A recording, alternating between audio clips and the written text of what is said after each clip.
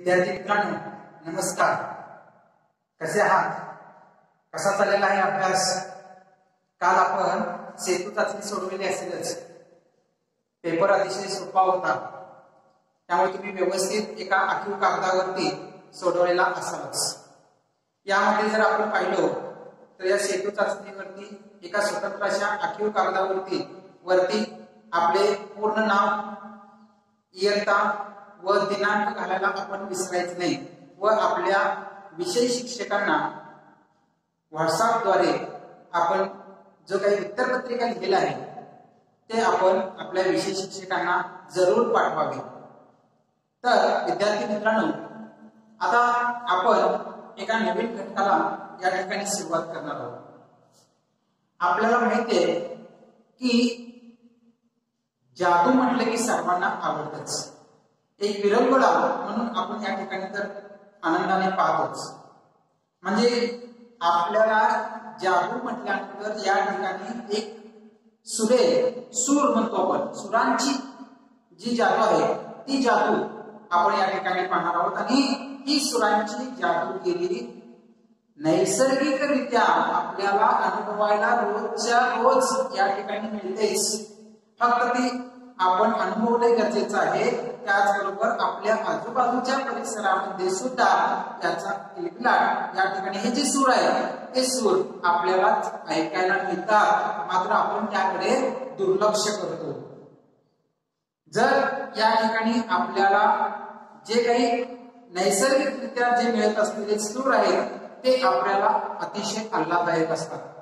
म्हणजे एक प्रकारचं आपल्या शरीरामध्ये असणारी किंवा मनामध्ये असणारी जी काही नैराश्याची भावना आहे ती नैराश्याची भावना जर दूर करण्यासाठी आपण या नैसर्गिकरित्या असणारे जे काही सूर आहेत ते सूर आपण ऐकणं गरजेचं आहे, की जेणेकरून आपलं मन कशा पद्धतीने प्रसन्न होईल. मना करावे प्रसन्न असं म्हटलेलं आहे. मग आपलं हे मन प्रसन्न करण्यासाठी आपण आपल्या या निसर्गाच्या सानिध्यामध्ये जाणं गरजेचं आहे. आणि निसर्ग आपल्याला भरभरून देत असतं, मात्र आपण त्याकडे दुर्लक्ष करतो. हे करून आपल्याला चालणार नाही.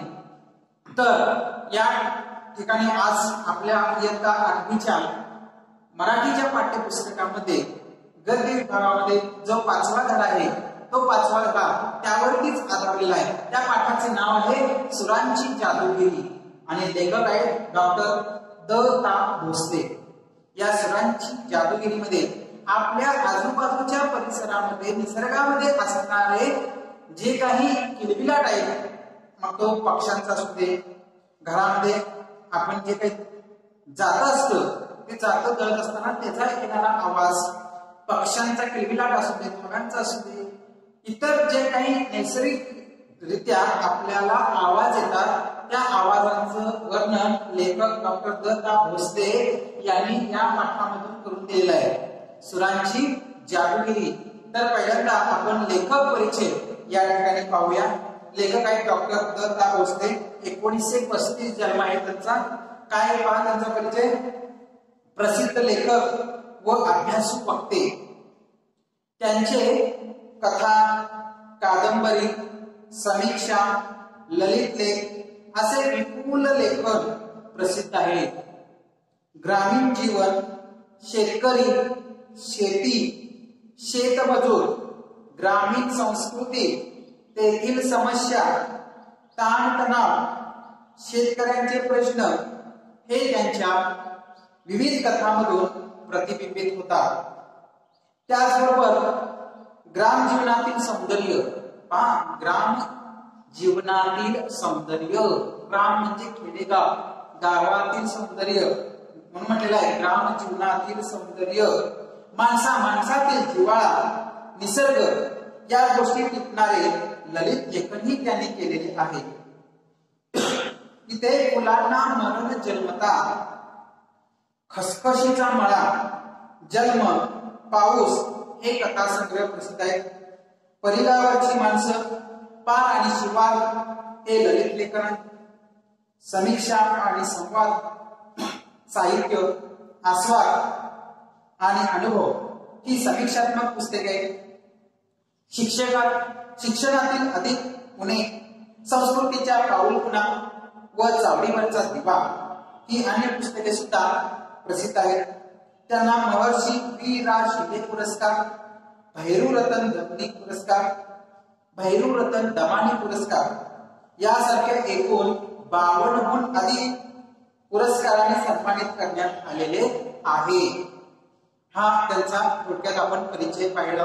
त्यामध्ये त्यांनी वक्ते, ललित लेख, कथा, कविता, काव्यसंग्रह असे अनेक त्यांनी लेखन केलेले आहेत. त्याबरोबर त्यांना अनेक पुरस्कारांनी सुद्धा सन्मानित केलेले आहे. हे आपण पाहिलं जाऊ. म्हणजे जवळजवळ 52हून अधिक पुरस्कार त्यांना प्राप्त झालेले आहेत.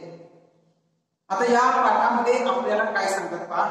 थोडक्यात ग्राम जीवनाचा अविभाज्य घटक म्हणजे तिथल्या संस्कृतीशी एकरूप झालेले विविध आवाज पहा. तेथील निसर्ग सानिध्यामुळे निसर्गातील पशु पक्षी, झाडे, ग्रामीण जीवनातील विविध कामे करताना होणारे विविध आवाज हे जगण्यात आनंद निर्माण करत असतात.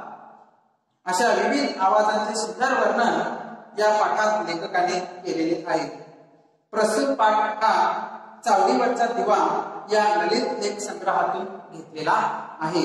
म्हणजे सुरांची जादूगिरी जो हा पाठ आपण अभ्यास करणार आहोत. आता हा जो पाठ आहे तो पाठ चावडीवरचा दिवा या ललित लेख संग्रहामधून घेण्यात आलेला आहे. पहा, या ठिकाणी महात्मा गांधीजींनी सुद्धा सांगितले होते की बाबा खेड्यांकडे चला, असा संदेश त्यांनी दिला होता. म्हणजे खेड्यामध्ये आपल्याला सर्व काही या ठिकाणी पाहायला मिळू शकतं. म्हणजे जे काही आपली संस्कृती आहे ती आपली संस्कृती तुम्हाला कुठे पाहायला मिळेल? खेड्यामध्येच पाहायला मिळेल. कारण आपण जो काही निसर्ग आहे, निसर्ग जो लाभलेला आहे आणि निसर्गाच्या सानिध्यामध्ये निसर्गामध्ये असणारे जे काही पशु पक्षी आहेत, झाडे आहेत किंवा तिथे काम करत असणारे जे लोक आहेत ते लोकांचं जे वर्णन आहे आणि ते काम करत असताना त्यामधून येणारा जो आवाज आहे, विविध प्रकारचा येणारा आवाज सुद्धा आपल्या जगण्यामध्ये एक प्रकारचा आनंद निर्माण करत असतो. म्हणजेच अशा विविध सुंदर आवाजांचे वर्णन या ठिकाणी लेखकाने आपल्याला सुरांची जादूगिरी या पाठामधून करून दिलेलं आहे.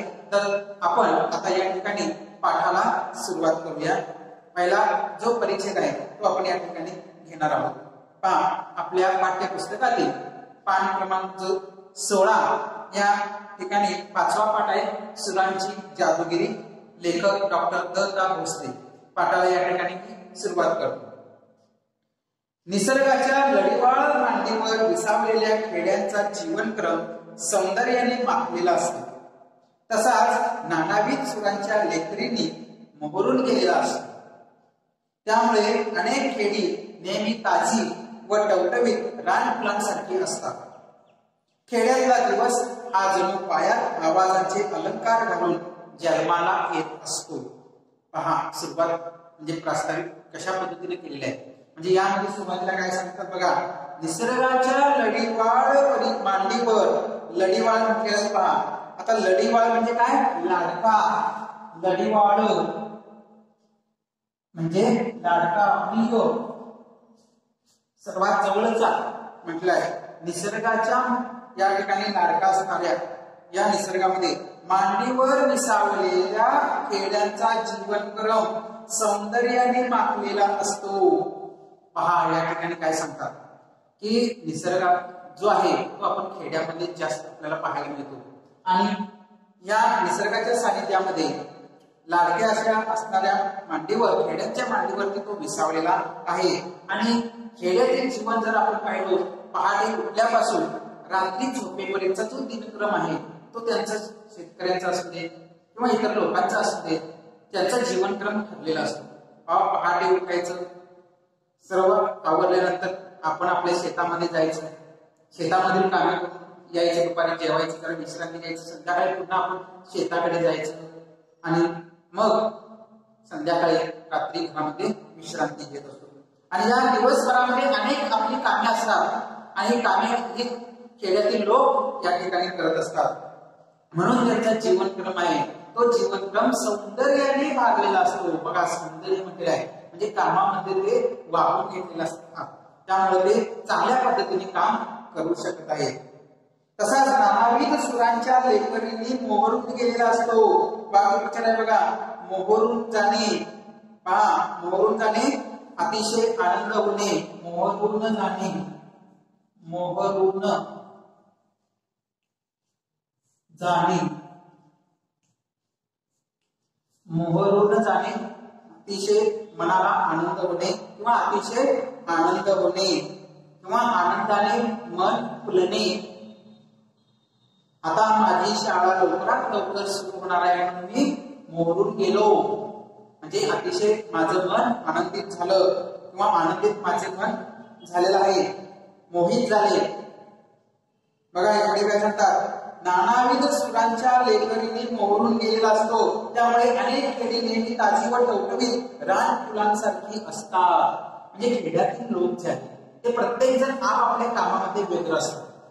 त्यामुळे त्यांच्या चेहऱ्यावरती असणारे जे काही सौंदर्य असतं ते सौंदर्य आपल्याला बघण्यासारखं असतं.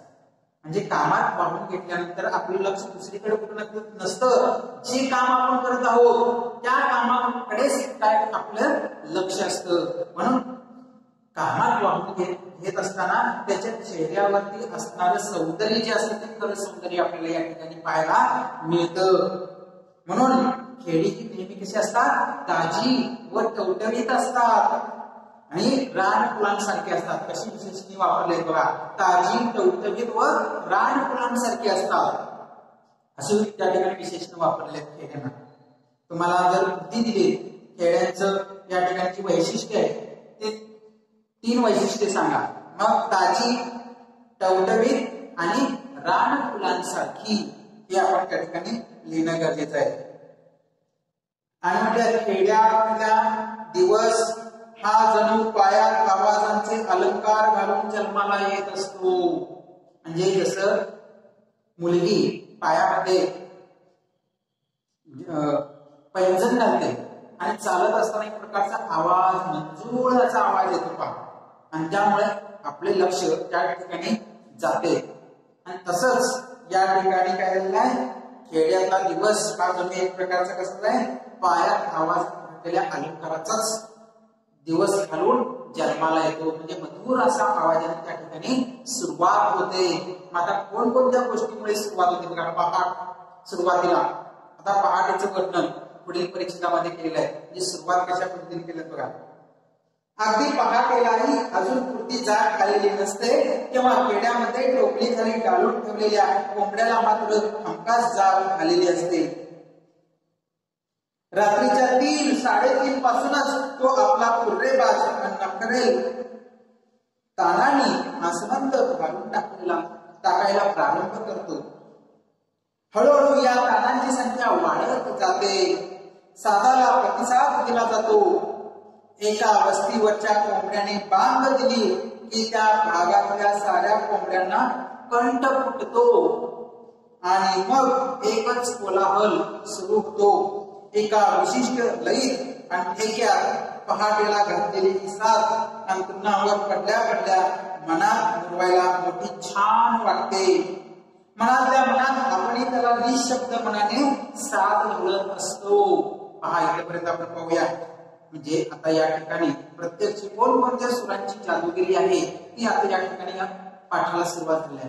आता आपण ज्यावेळी रात्री झोपतो, रात्री झोपल्यानंतर आपण सकाळी उठूपर्यंत पहाटेच्या वेळेला गडद म्हणतो आपण, अंधार असतो. पहाटे 3-4 दरम्यान जर आपण पाहिलो तर त्या वेळेला आपल्याला झोप अतिशय गडद झोप लागलेली असते. आणि पहाटे 4-3-4 वाजल्यापासूनच खेड्यातील जे काही लोक आहेत त्यांचं जीवनमान सुरू होतं, दिवसाची सुरुवात होते, म्हणायला काही हरकत नाही. आणि कशाने सुरुवात होते तर कोंबड्याने बांग दिल्यानंतर. पहा म्हटलं जाग आलेली असते तेव्हा या ठिकाणी खेड्यामध्ये टोपली खाली डालून म्हटलेलं आहे. डालून म्हणजे टोपली खाली, टोपलीच्या खाली किंवा कोंबड्याचं त्यावर बुट्टी ठेवलेली असते. मग म्हटलं खाली डालून ठेवलेल्या, टोपली खाली डालून ठेवलेल्या कोंबड्याला मात्र पहाटे जाग येते. आणि काय करतो बघा, रात्रीच्या 3-3:30 पासून म्हणजे पहाटेच्या 3-3:30 पासूनच तो आपला कुर्रेबाज म्हटलाय. कुर्रेबाज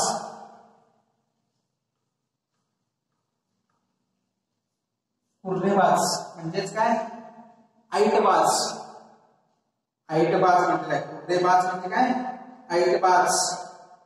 आणि तो पहाटेपासूनच या ठिकाणी आवाजाला सुरुवात करतो आणि तो अतिशय ऐटदारपणानं आणि नखरेल म्हटल्यात दिमागदार. नखरेल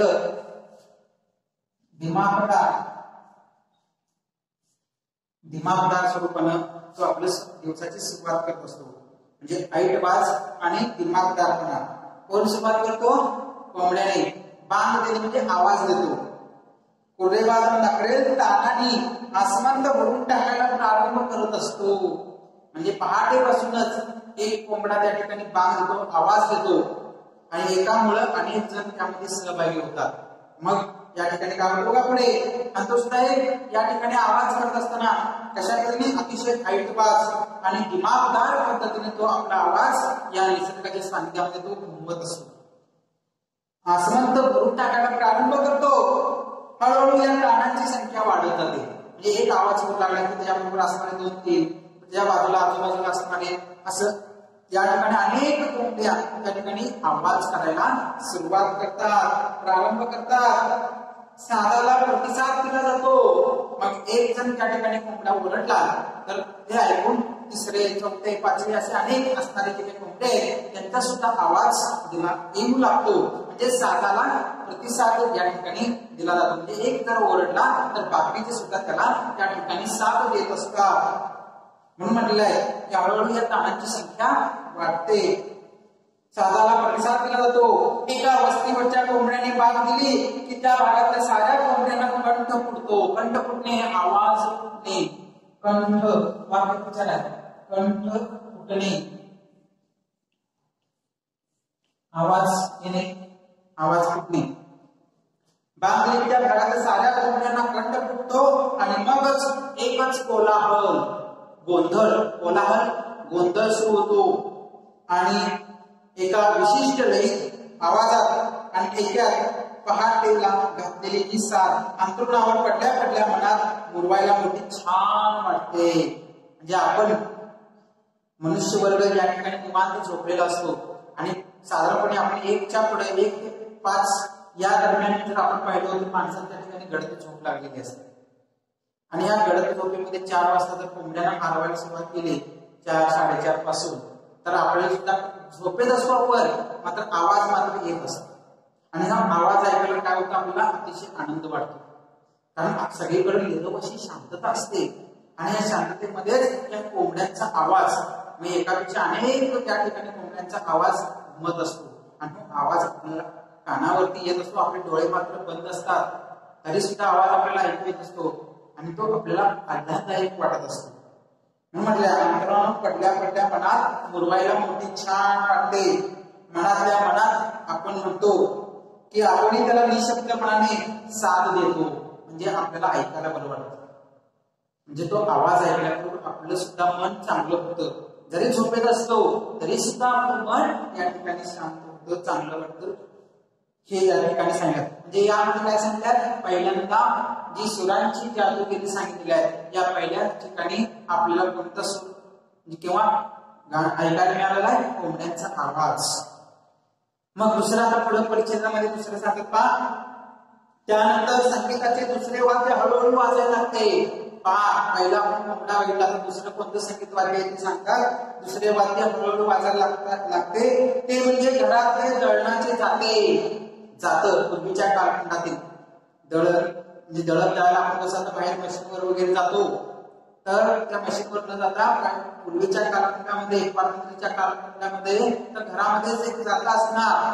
पहाटे उठून त्यामध्ये तुमचं जे काय आहे ज्वारी वगैरे बाजरी त्यामध्ये घालून दळलं जायचं. आणि त्या ठिकाणी बायका यायचं 2-3 बायका या ठिकाणी जातात बसलेली असतात आणि बसल्यानंतर ते फिरवत असताना ओव्या म्हणत असतात. ते सांगतात पहा या ठिकाणी. त्यानंतर संगीताचे दुसरे वाद्य हळूहळू वाजायला लागते ते म्हणजे घरातले दळणाचे जाते. घरातले दळणाचे जाते जात. घरातल्या बायका कोंबड्याच्या बांगेबरोबर जाग्या होऊन चिमणीच्या प्रकाशात गच्च अंधाराला पातळ करत झोपलेल्या जात्याला गायला लावतात. काय सांगितलं, तर सकाळी कोंबड्यानं बांग दिली तर मग हळूहळू घरातील स्त्रिया उठतात आणि उठल्यानंतर पहिल्यांदा काय काम करतात, जात्यावरती बसतात आणि घरातल्या बायका या जात्यावर बसल्यानंतर चिमणीच्या प्रकाशात, पूर्वी असा प्रकाश वगैरे म्हणजे ट्यूब किंवा बल्ब वगैरे असं काही भानगड नव्हती, तर चिमणी म्हणजे दिवा लावला जायचा. त्या दिव्याला काय म्हटलंय, चिमणी असं म्हटलंय. चिमणी त्याची बारकी असते ना, तसं दिवा सुद्धा छोटा असं म्हणून त्याला चिमणी असं म्हटलं आहे. आणि त्या प्रकाशात या ठिकाणी गच्च अंधाराला पातळ करत, गच्च म्हटलेलं आहे, दाट अंधाराला पातळ करण्याचं काम, म्हणजे पातळ करत म्हणजे कमी करत. म्हणजे आता हळूहळू काय होणार आहे, पहाट होणार आहे, मग त्याचा प्रकाश हळूहळू निसर्गामध्ये प्रकाश पडणार आहे, सूर्य उगवणार, मग प्रकाश होणार, काळाकुट्ट अंधार निघून जाऊन त्या ठिकाणी प्रकाश पडणार आहे. म्हणून त्या ठिकाणी चिमणी लावलेली आहे आणि त्या गच्च अंधाराला पातळ करत म्हणजे प्रकाश देण्याचं काम, अंधारातून त्या ठिकाणी प्रकाश देण्याचं काम तो दिवा करत होता, चिमणी करत होती. पातळ करत झोपलेल्या जात्याला गायला लावतात, म्हणजे रात्रभर ते विश्रांती घेत जातं झोपलेल्या जात्याला. प्रत्यक्ष जाती या ठिकाणी झोपत नाही, म्हणजे आपण या ठिकाणी विश्रांती घ्यायचं आहे, म्हणजे शांत होतो. गायला लावतात त्या जात्याचा मंद, बघा मंद, लयबद्ध, प्रौढ आणि दमदार आवाज छोट्या मोठ्या ताना व हरकती घेत आसमंतात भरून जातो. बघा कशी उपमा दिली त्या जात्याला. आवाज कसा आहे त्या जात्याचा, म्हणजे सकाळी बायका उठल्यानंतर जात्यावर बसणार आणि बसल्यानंतर जे काही बाजरी ज्वारी वगैरे आहे ती सुपात घेऊन बसणार जात्यावर आणि एक बोट त्या जात्याच्या छिद्रामध्ये घालून ते फिरवत होते. आणि ते फिरवत असताना त्याचा आवाज कसा होता बघा, मंद होता, लयबद्ध, गडगड आवाज येतो बघा. आपण आवाज तो ऐकला आहोत. लयबद्ध, प्रौढ म्हणजे मोठ्या माणसांसारखे जे बोलतात ना त्या पद्धतीनं, म्हणजे जरा आपण घातल्यानंतर खडबड वाजतो ना तसा आवाज त्या ठिकाणी येतो. आणि दमदार, मोठा उठावदार आवाज यामध्ये येतो. छोट्या मोठ्या ताना व हरकती घेत आसमंत म्हणजे या परिसरामध्ये तो आवाज घुमत असतो. म्हणजे बघा छोट्या मोठ्या ताना व हरकती, जे आलाप, तान, हरकत असं म्हटलेलं आहे. म्हणजे आलाप म्हणजे काय सांगितलं पहा, संत लयीत आकाराच्या सहाय्याने, जे आ आणि कार वेगळं, इथे काय म्हणतात बघा, आकाराच्या म्हणजे आकाराच्या, हा म्हणजे काय स्वर आहे, म्हणजे त्याचा स्वर या ठिकाणी आपल्याला घ्यायचा आहे, वापरून केलेले हे गायन असतं. आणि तान म्हणजे काय, द्रुत लयीत घेतलेले आलाप, द्रुत लयीत घेतलेले आलाप म्हणजेच त्याला तान असे म्हणतात. आणि हरकत म्हणजे काय, या गायनातला एक प्रकारचा अलंकार आहे. तो छोटे जे स्वर समूह असतात ते घेऊन गायन जे करणारे असतात त्याला त्या ठिकाणी नटवलेलं जातं. म्हणजे प्रामुख्याने ठुमरी, गझल इत्यादी जे सुगम संगीत आहेत या संगीत प्रकारामध्ये याचा वापर या हरकतीचा केला जातो. आणि तर आपल्याला म्हणतात ताना आणि हरकती, हे लक्षात घ्या. तान आणि हरकती या गोष्टी महत्वाच्या आहेत. तान आणि हरकत. तान म्हणजे काय, लयीत गायन करणे, तान लय म्हणजे तालासुरामध्ये गायन करणे. आणि हरकत म्हणजे काय, म्हणजे त्याला नटवणे, सजवणे, त्याला हरकत असे म्हटलेलं आहे. हरकत, नटवणे, सजवणे, म्हणजे त्याला सुगम संगीतामध्ये याचा जास्त वापर केला जातो.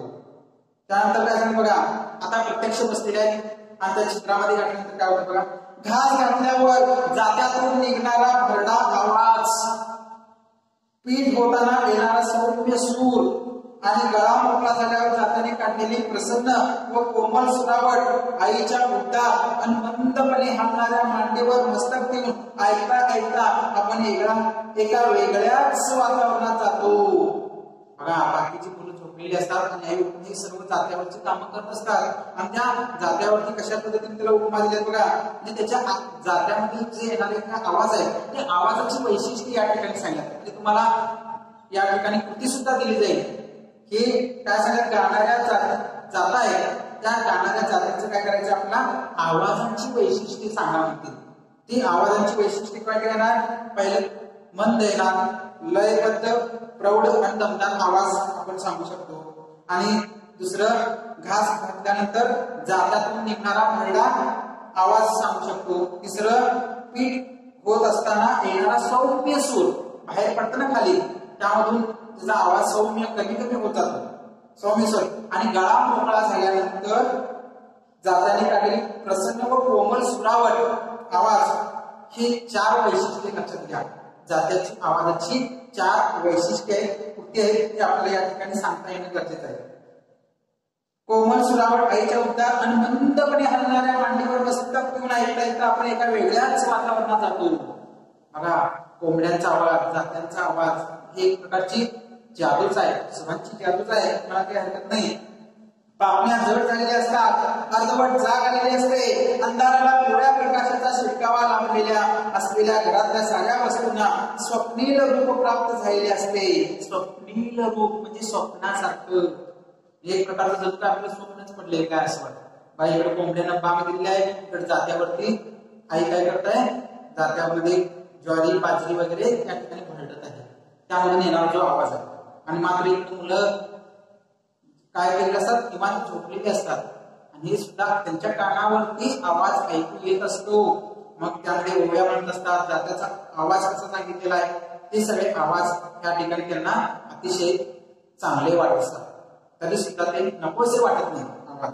म्हणून म्हटलं स्वप्नील रूप प्राप्त झाले आहे स्वप्नासारखे ते प्राप्त झालेले आहे म्हणजे ज्या ओळखीच्या असूनही अनोळखी वाटत असतात आणि त्या जात्यांचे संगीत साऱ्या अंगावर जात्यातून पीठ भुरभुर पडावे तसे सांडत असते म्हणजे त्या ठिकाणी वरून घातल्यानंतर आपण ज्यावेळी जातो गोल गोल गोल गोल फिरवत असतो आणि ते दळत आवाज खडबड खडबड करत त्याचा सौम्य आवाज येतो. सौम्य आवाज आल्यानंतर मग त्याचं जे पिठामध्ये रूपांतर होतं ते पीठ त्या 2 छिद्रांच्या मधून त्या ठिकाणी ते खाली मऊ मऊ पीठ खाली पडत असतं भुरभुरून पडावे तसं ते खाली सांडत असते. या संगीताला आईच्या गळ्यातल्या गोड ओव्याने साथ दिलेली असते.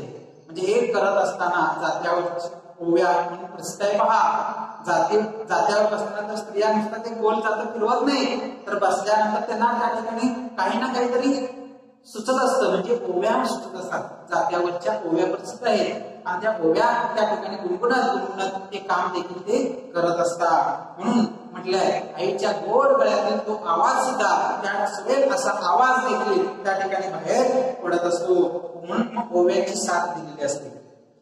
त्यातून तिच्या मनात ते लपून बसलेली स्वप्ने प्रकट होत असतात आणि त्यामुळे आपण आपले उरत नाही मात्र आपण काय करतो निवांत त्या ठिकाणी झोपलेला असतो का आणि त्यामुळे आपण आपले उरत नाही. मंदपणे हलणाऱ्या पापण्या केव्हा मिळतात हे समजत नाही म्हणजे गडद झोप आणि परत आपल्याला त्या ठिकाणी लागते. मंदपणे हलणाऱ्या पापण्या केव्हा मिळतात हे समजत नाही. या संगीताला आईच्या अपार कष्टाचा आणि अपार मायेचा मुलायम स्पर्श लाभलेला असतो. म्हणजे या ठिकाणी कशाची आईला उपमा दिल्यात बघा. आईचं कष्ट पहाटे उठल्यापासून रात्री झोपेपर्यंत हे परत घरातली कामं करायचं मुलाबाळांचं खायचं म्हणजे किती कष्ट करावे लागतात पहा. या सगळ्या गोष्टी म्हटलेल्या आहेत की आईच्या अपार कष्टाचा आणि अपार मायेचा मुलायम स्पर्श देखील या जात्याला लाभलेला असतो. त्याची कुमारी म्हणजे काय गोडी कुमारी म्हणजे गोडी सुद्धा आपल्याला या ठिकाणी त्याची कुमारी केवळ शब्दातच म्हणजे त्याची गोडी सौंदर्यता आपल्याला फक्त शब्दातच वर्णन करता येऊ शकेल. पहा या ठिकाणी आजच्या तासिकेला विद्यार्थी मित्रांनो इथपर्यंत आपण पाहणार आहोत. हा जो पूर्वार्ध आहे त्या पूर्वार्धामध्ये थोडक्यात काय सांगितले पहा की खेड्यातील जे जीवन आहे ते खेड्यातील जीवन हे निसर्गाच्या अधिक जवळ आले असेल. थोडक्यात मी या ठिकाणी आजच्या तासात काय झालं ते या ठिकाणी सांगत आहे की खेड्यातील जीवन हे निसर्गाच्या अधिक जवळ आलेले आहे. त्यामुळेच तेथील जे आपल्याला जे सगळं सौंदर्य पाहायला मिळतं ते ताजे टवटवीत हे सर्व आपल्याला पाहायला मिळतं बघा. म्हणजे रान फुलांसारखं 3 गोष्टी आहेत ताजे टवटवीत आणि रान फुलांसारखं आपल्याला तेथील सौंदर्य पाहायला मिळतं. म्हणजे खेड्याच्या परिसरामध्ये नेहमी चैतन्यपूर्ण आवाज सुद्धा आपल्याला या ठिकाणी कानावरती ऐकायला मिळतात. आता यामध्ये आपण पहिल्यांदा पाहिलं की दिवसाची सुरुवात ही कोंबड्याच्या आरवण्याने होत असते. त्यानंतर दळण्याने त्याचा आवाज सुरू होतो. त्यानंतर त्यांना ओव्यांची साथ मिळते दळत असताना. मग या दोन गोष्टी आपण या ठिकाणी पाहिलेलो आहोत. आणि या जात्यावरची साथ म्हणजे जात्यावरती सर्व गोष्टी करत असताना त्याला ओव्यांची साथ मिळते. आणि कोण म्हणत असतात? सर्व स्त्रियाच म्हणत असतात. आणि यामध्ये स्त्रिया म्हणजे आई किती कष्ट करत असते, अपार कष्ट करत असते. आणि त्यामधून जे काही मिळणारं पीठ आहे त्या पिठाला एक प्रकारचं सौंदर्यता या ठिकाणी आपल्याला पाहायला मिळतं. ते फक्त आपण शब्दातच या ठिकाणी वर्णन करू शकतो. अशा पद्धतीने आजच्या तासिकेला विद्यार्थी मित्रांनो या ठिकाणी पर्यंत आपण दोन गोष्टींचं वर्णन या ठिकाणी पाहिलं. कोंबडा हरवणे आणि दुसरं जात्यावरचं. आता यानंतर पुढील तासिकेला म्हणजे सकाळ झाल्यानंतर काय काय गोष्टी आपल्याला ऐकायला मिळतात आणि मन कसं प्रसन्न होतं ते आपण पुढील तासिकेला पाहणार आहोत. आजच्या तासिकेला जो भाग इथपर्यंत झालेला आहे तो विद्यार्थ्यांनी सूक्ष्म वाचन करावे आणि निसर्गामध्ये जे काही असणारे अनेक सुरेख आवाज आहेत तो सुद्धा आपण ऐकण्याचा प्रयत्न करावा व आपलं मन प्रसन्न करण्याचा प्रयत्न करावा. ठीक आहे, धन्यवाद.